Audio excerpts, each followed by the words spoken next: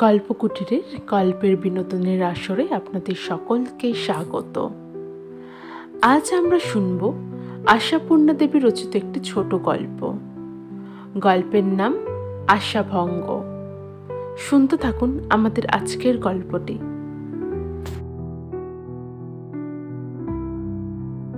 চিঠিখানা হাতে করে অনুরাধা বরের কাছে এসে দাঁড়ালো।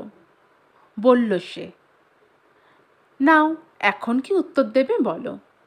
মৃগাঙ্ক খবরের কাগজ থেকে মুখ তুলে প্রশ্নটা সম্বন্ধে যেন একটু অবহিত হয়ে উত্তর দিল, তোমার খুশি। অনুরাধা মুখটা ভার করে বলে, ওই দেখেছ তো, কখনো যদি একটা সোজা উত্তর পাওয়া যাবে। কেন আমার খুশির ওপর নির্ভর কেন? সবসময় বুঝি যা খুশি হচ্ছে তাই করছি। মৃগাঙ্ক একটু হেসে বলে, আহা, করছো কে বলছে? করোনা বলেই তো এত খেদ।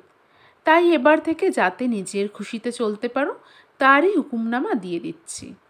অনুরাধা হেসে বলে, হয়েছে, খুব উদারতা দেখানো হয়েছে, কিন্তু ঠাট্টা রেখে সত্যি বলো, কিভাবে উত্তরটা দিলে ঠিকই হবে, মানে যাতে আর কি মহাশ্বেতা মনক্ষুণ্ণ হবে না।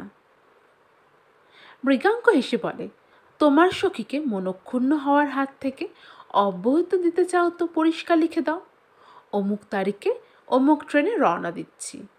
বয়স্ক অভিভাবকরা কেউ সঙ্গে নেই, অতএব স্টেশনে যেন অতি অবশ্য করে লোক থাকে। এছাড়া আর যা লিখবে তাতেই তিনি মনক্ষুণ্ণ হবেন। অনুরাধা হেসে বলে, আহা, আমি যেন যাবো বলে ভাবছি। হঠাৎ তোমার এত পরিষ্কার ধারণাটা হলো কি করে? মৃগাঙ্ক হেসে উত্তর দিল, আমি তো ভাবছি যাবে, কারণ এবারের আবেদনটা জোরালো তাই। অনুরাধা মুখটা কালো করে বলে, আমাকে এমন নীচ ভাবো তুমি? মৃগাঙ্ক অবাক হওয়ার ভান করে বলল, কি আশ্চর্য, এতে নীচ ভাবা হলো কোথায়? সখী তবু নিজের লোক, তার আবেদন নিবেদন এড়িয়ে এসেছ এতদিন, কিন্তু এ হচ্ছে প্রায় কুটুমের ব্যাপার। সখীর স্বামী সমীহর একটা সম্পর্ক কি না? অনুরাধা কোনোদিন বুঝতেই পারে না মৃগাঙ্ক সত্যি কি চায়। সব কথাই বলে পরিহাসের ঢঙে, আর এই ঢঙের আবরণে নিজেকে যেন সব সময় করে রাখে আচ্ছন্ন। ব্যাপারটাই অনুরাধার সহপাঠিনী মহেশ্বেতা। সে থাকে আসানসোলে। শরীর স্বাস্থ্য তার এমনই খারাপ যে এইটুকু দূরত্বের ব্যবধান অতিক্রম করে কলকাতায় আসাও আর হয়ে ওঠে না। অথচ নিঃসন্তান জীবন তার মাঝে মাঝে যেন মানুষের অভাবে অতিষ্ঠ হয়ে ওঠে। তাই সে যে যেখানে আত্মীয় বন্ধু আছে সবাইকে চিঠি লিখে মিনতি জানায়। তার ওখান থেকে 2-4 দিন যেন বেরিয়ে আসে তারা। এসো বলাটা যেমন খুব সহজ নয়, কিন্তু এসো কথাটার মান রাখাও কি খুব সহজ? গেরস্থ লোকের পক্ষে চট করে কোথাও 2-4 দিনের জন্য বেরিয়ে আসা প্রায় অসম্ভবের মতনই। আত্মীয়বর্গ কেউ কেউ ঘুরে এসেছে, আর কেউ বড় এডাকে সাড়া দিচ্ছে না। এখন সে বান্ধবীদের ধরে টানাটানি শুরু করেছে। অনেক দিন থেকেই অনুরাধার কাছে মিনতিপত্র আসছে। অনুরাধা সমানেই এড়িয়ে এসেছে, কিন্তু এবারে আর একটা নতুন চাল চেলেছে মহেশ্বেতা। সে তার স্বামীকে দিয়ে একটা অনুরোধ পত্র লিখিয়েছে। সে চিঠির ভাষায়, আপনার সখী জানাচ্ছেন এই শেষবারের মতো আবেদনপত্র যাচ্ছে। এবারেও যদি একবার অনুগ্রহ করে অধমের বাড়ি পায়ের ধুলো না দেন, বুঝতে হবে আপনার হিসেবের খাতায় মহেশ্বেতার কোনো স্থানই ছিল না। এই চিঠি নিয়েই ফাপড়ে পড়েছে অনুরাধা। সত্যিই কি সে এতটাই অক্ষম? বন্ধুর কাতর আবেদনে আমন্ত্রণ জানাচ্ছে 2 দিনের জন্য একটু বেরিয়ে যেতে। সে অনুরোধটুকু রক্ষা করবার ক্ষমতাও কি তার নেই? কিন্তু কেন নেই? সত্যিই কি আর একটিবারের জন্যও যাওয়া যায় না? আসানসোল কত হাজার মাইল বা দূরে, হয়তো 100 কি 50 টাকা ভাড়া। অবশ্য সত্যিটা এই যে মহেশ্বেতা অনুরাধা তেমন কিছু বন্ধু তা নয়। তার হিসেবের খাতায় মহেশ্বেতার নাম সত্যিই লুপ্ত হয়ে গিয়েছিল। কিন্তু এমন আত্মীয়াকে ছেটে উড়িয়ে দেয়াই কি ভদ্রতা, না মনুষ্য ধর্ম? গেলেই তো হয় একবার, কিন্তু মৃগাঙ্ক এক অদ্ভুত জীব। বলে না যে থাকছেও না, অথচ যাওয়ার কথায় মোটেই গা করে না। 5-6 দিন হয়ে গেল, চিঠিটার উত্তরও দেয়া হলো না। অনুরাধার আজ মেজাজটা খাপ্পা হয়ে গেল। সে মৃগাঙ্ককে প্রায় ভৎসনা করে বলে, না হয় তুমি গরিব, না হয় স্ত্রীকে তার বড়লোক সহপাঠিনীর বাড়ি পাঠাবার মতন রেস্ত বার করা তোমার পক্ষে সহজ নয়, তাই বলে ভদ্রতা জ্ঞানও কি থাকবে না? বড়লোকরা যেন কীরকম এক অধম জীব মৃগাঙ্কর কাছে, আর গরিব হওয়াটাই যেন এক মস্ত পৌরুষের। বসে বসে লম্বা লম্বা নাটকীয় উক্তি করবে, আর হতভাগ্য বড়লোকদের প্রতি ব্যঙ্গ দৃষ্টি আনবে। ভারী এক কৌশল শিখেছে সে।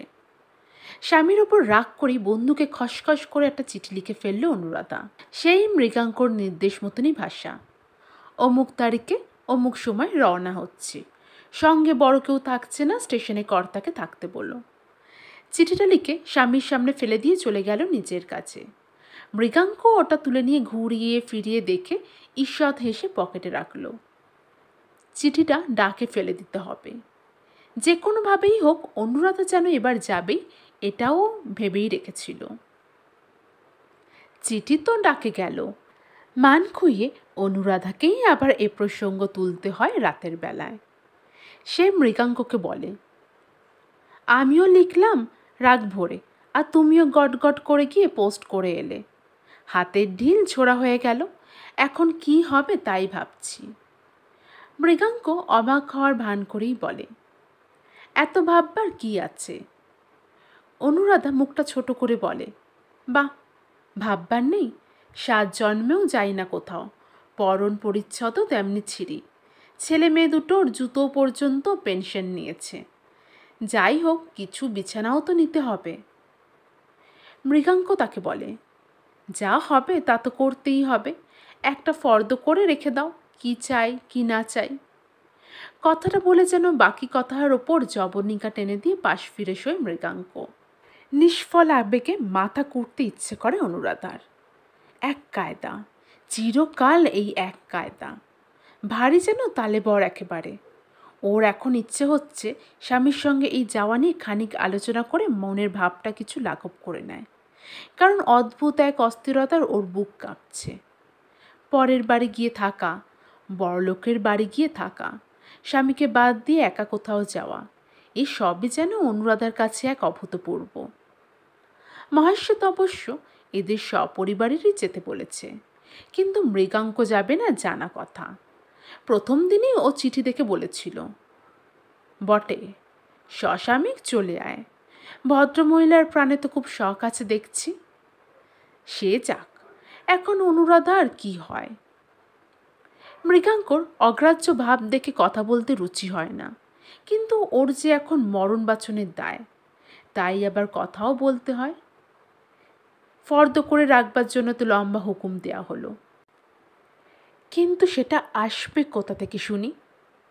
সে আবার ভাবে, সে ভাবনা ভেবে ব্রেনটাকে ভারী করবার দরকারটাই বা কি? পেলেই তো হলো। লজ্জায় অপমানে চুপ করে গেল অনুরাধা। ইচ্ছে করে অপমান করে মৃগাঙ্ক, বেশ বোঝা যায়, ইচ্ছে করে। এই ওর চিত্তবিলাস।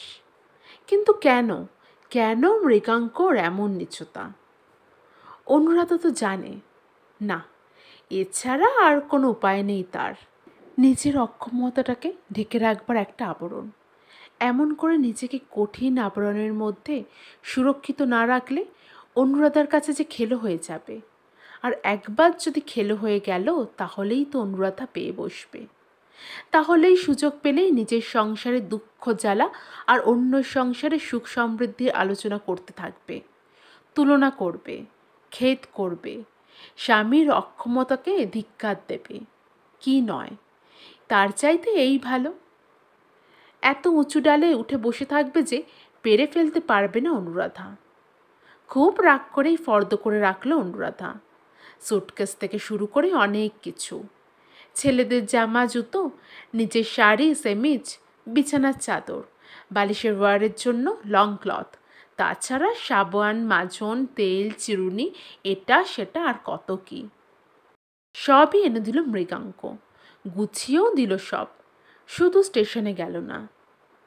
অনুরাধা এই অবহেলাটা সত্যিই আশা করেনি। জীবনে কোথাও যায় না অনুরাধা।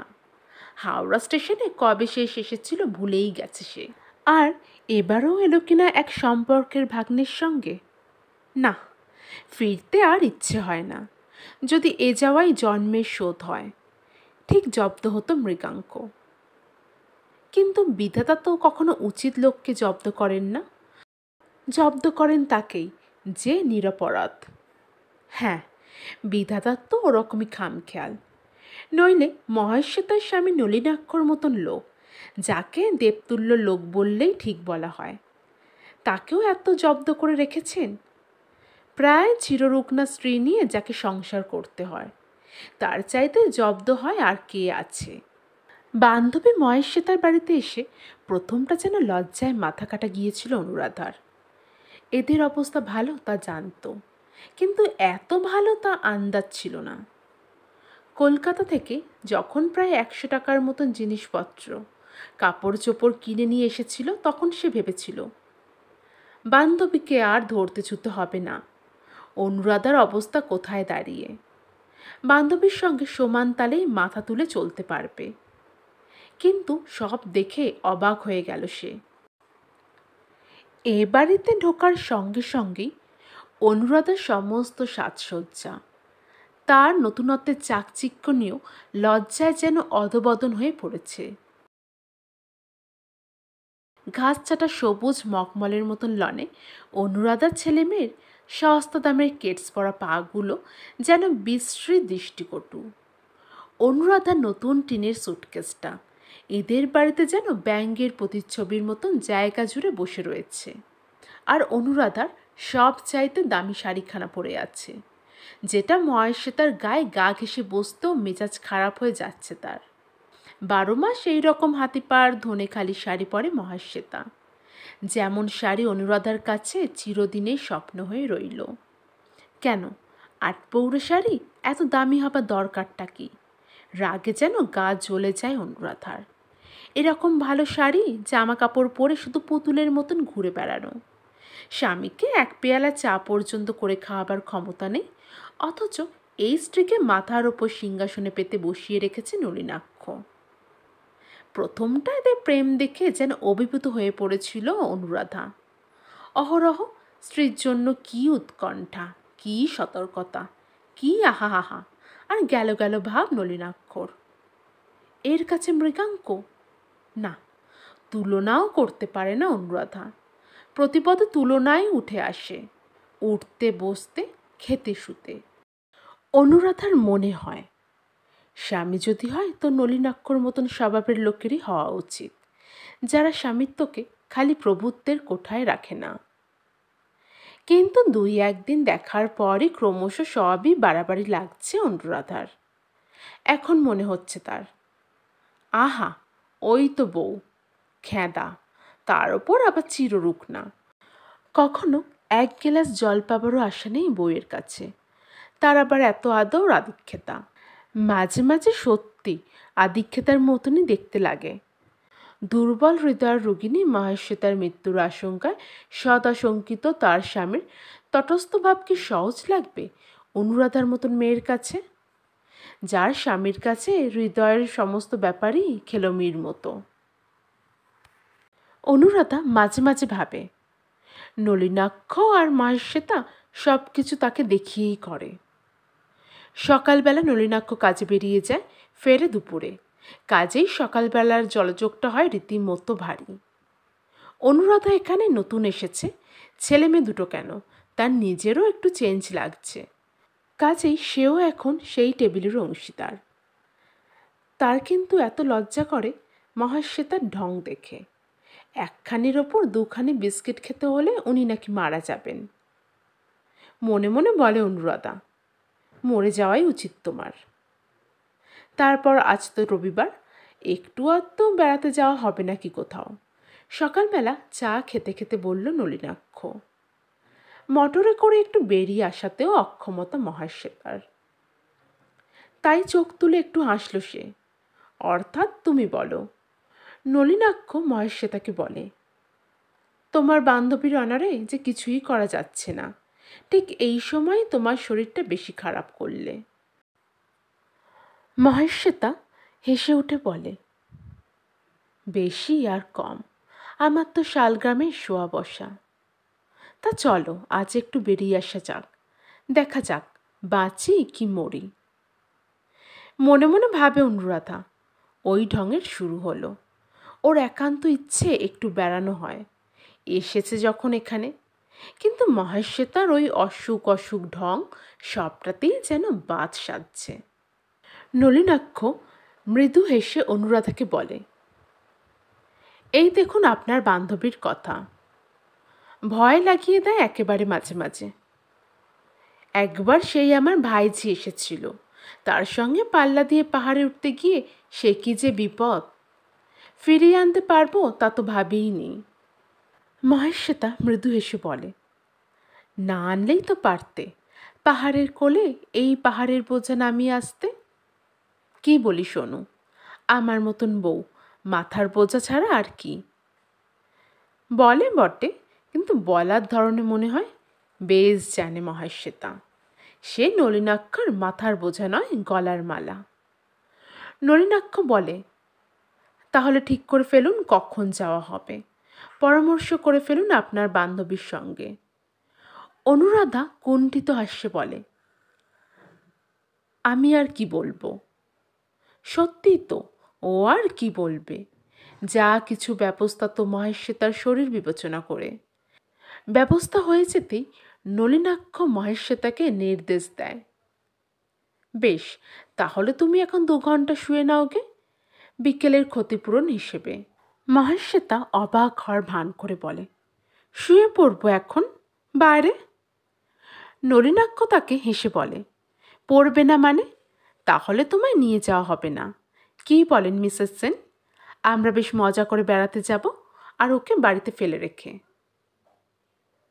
মনে মনে একটা সভ্য শব্দ উচ্চারণ করে অনুরাধা, ন্যাকামি, কিন্তু মুখে বলে, পারবেন প্রাণে ধরে? নলিনাক্ষ হেসে বলে, ওই তো মুশকিল, প্রাণ যে চায় না। না লক্ষ্মীটি, তুমি 2 ঘন্টা টানা শুয়ে নিও, সেটা তোমার জন্য বিশেষ দরকার। একেবারে চুপচাপ, অর্থাৎ অনুরাধাকেও জানান দেয়া, বেশি গল্প টল্প করা চলবে না। সত্যি মহেশ্বেতা গিয়ে শুয়ে পড়ে এই বেলা 8টার সময়। শুয়ে ঠিক পড়ে না, পড়ানো হয়। নলিনাক্ষ নিজে আদর করে শুয়ে রেখে যায় ওকে। মহেশ্বেতা কুণ্ঠিত হাস্যে বলে, দেখেছিস তো ভাই কি জবরদস্তি। অনুরাধা মৃদু হেসে বলে, আচ্ছা তুই তবে শুয়ে থাক, আমি তোর ঘর সংসারটা একটু দেখে বেড়াই। এসে পর্যন্ত তোর রান্নাঘরটাও তো দেখলাম না। মহেশ্বেতা অবাক হয়ে বলে, এই মাটি করেছে, রান্নাঘরের আবার দেখবি কি? অনুরাধা মৃদু হেসে বলে, তা ভাই মেছুনির আঁশ চুবড়ির অভাবে প্রাণ হাঁপায়, জানিসই তো। অনুরাধা ঘুরে ঘুরে দেখতে থাকে ওর রান্নাঘর, ভাড়ার ঘর। চাকর বামুনকে খুঁটিয়ে খুঁটিয়ে নানা প্রশ্ন করে অবহিত হতে থাকে সব বিষয়ে। এত প্রাচুর্য নলিনাক্ষর সংসারে, এত ফেলাছড়া। এই লক্ষ্মীর সংসার যদি অনুরাধা একবার পেত, হ্যাঁ, দেখিয়ে দিতে পারত নলিনাক্ষকে সংসার করা কাকে বলে। দেখিয়ে দিত কটা টাকায় চালানো যায় আর কত টাকা জমানো যায়। এই সোনার সংসারের ওপর চিরদিন পাহাড় হয়ে চেপে বসে থাকবে মহেশ্বেতা। ঘুরে ঘুরে যত না হোক বিরক্তিতে ক্লান্ত হয়ে পড়ে অনুরাধা। সে ভাবে, দেখা যাক মহারানী পড়ে আছেন এখনো অঙ্গ ঢেলে না উঠেছেন। যতই ওর ওপর রাগ হোক, ওর বামন চাকর কী পরিমাণ চুরি করছে সে সম্বন্ধে ওকে হুঁশ করিয়ে দেবার জন্য প্রাণ ছটফট করছিল। ছি ছি, এইভাবে প্রতিনিয়ত অপচয় হচ্ছে এই সংসারে। যে টাকা মাথার ঘাম পায়ে ফেলে উপার্জন করে আনছে লোকটা। মহেশ্বেতার ঘরের কাছে এসে দাঁড়ালো অনুরাধা। ঘর অন্ধকার, জানালা দরজা সবই বন্ধ, শুধু শুনশান করে পাখা ঘুরছে। মহেশ্বেতাকে সে মৃদুস্বরে ডাকলো 1বার 2বার, কোনো সাড়া এলো না। এরপর ঘরে ঢুকে পড়ে অনুরাধা। সে তখন মহেশ্বেতাকে উদ্দেশ্য করে বলে, ও মা, তুই তো বেশ যখন তখন ঘুমিয়ে নিতে পারিস। কী রে, কত ঘুমোচ্ছিস? তখনও মহেশ্বেতা নিস্তব্ধ। এবার যেন একটু ভয় করে অনুরাধার। নলিনাক্ষ তাকে আড়ালে বলেছিল, ওর হার্টের অবস্থা তো জানেন না, ওকেও বলি না। ডাক্তার বলেছে যে কোনো মুহূর্তে ঘুমিয়ে ঘুমিয়ে হার্ট ফেল করতে পারে। অনুরাধা হঠাৎ যেন একটু ভয় পেয়ে যায়। তবে কি সেই মুহূর্তটা এসে গেল? মৃদু আর সন্তর্পণে ভয়ে ভয়ে মহেশ্বেতার কপালের ওপর হাত রাখল। একটু যেন ঠান্ডা কনকনে। শুধু পাখার হাওয়ায় কি এতটা ঠান্ডা হয়? আশঙ্কায় বুকটা যেন কেঁপে ওঠে। কাউকে ডাকবে নাকি? চিৎকার করে উঠবে? ভালোবাসার নিদর্শন দেখাতে কেঁদে উঠবে? কিন্তু অনুরাধার তো হার্টের অসুখ নেই। ওর বুকটা এত কাঁপছে কেন? শুধু কি আশঙ্কায়? নাকি আশঙ্কায় না আশায়? কিছু একটা হোক, কিছু একটা। এই যেন একটা দন্নি উঠছে মনের মধ্যে। কিন্তু সেই কিছুটা কি? নলিনাক্ষর মুক্তি। কিন্তু নলিনাক্ষর মুক্তি চিন্তায় অনুরাধার এত মাথা ব্যথা কেন? চিৎকার করে উঠল না অনুরাধা। দাঁড়িয়ে দেখতে লাগলো। না, কোনো সন্দেহ নেই। মুখে মৃত্যুর প্রশান্তি। বুকের কাপড়টা ওঠানামা করছে, তা সে শুধু পাখার হাওয়ায়।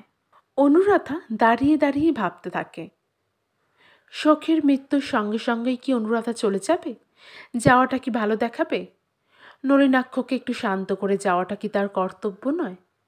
আশ্চর্য, অসুখটা তাহলে নিছকই কাল্পনিক নয়। এত সহজে মরে যেতে পারে মানুষ, এমন নিঃশব্দ মহিমায়। কতক্ষণ যে তাকিয়েছিল অনুরাধা তা জানে না। কতবার মহেশ্বেতার বুকের কাপড়টা ওঠাপড়া দেখেছিল কে জানে। হঠাৎ আর একবার ডেকে উঠল, মহেশ্বেতা। নির্জন ঘরে শব্দটা যেন ঝনাত করে বেঁচে উঠল।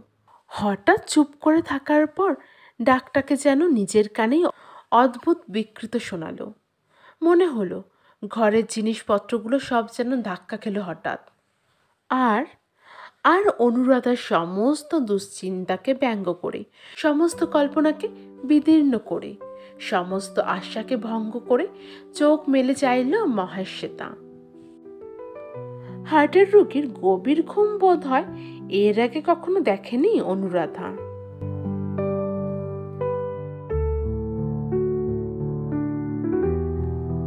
আমাদের আজকের গল্প আশাভঙ্গ এখানেই সমাপ্ত হলো।